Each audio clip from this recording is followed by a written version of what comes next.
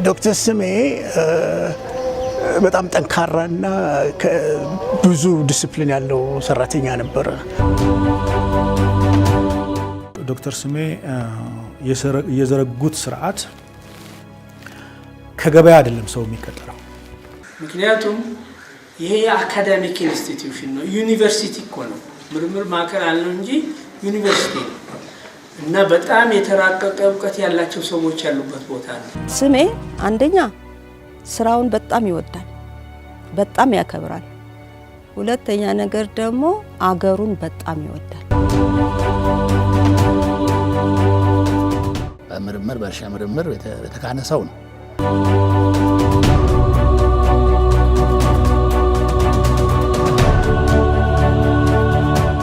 ኢትዮጵያ ሳይንስ አካዳሚን ከመሰረቱት አንዱ ቀደምት ባለሙያ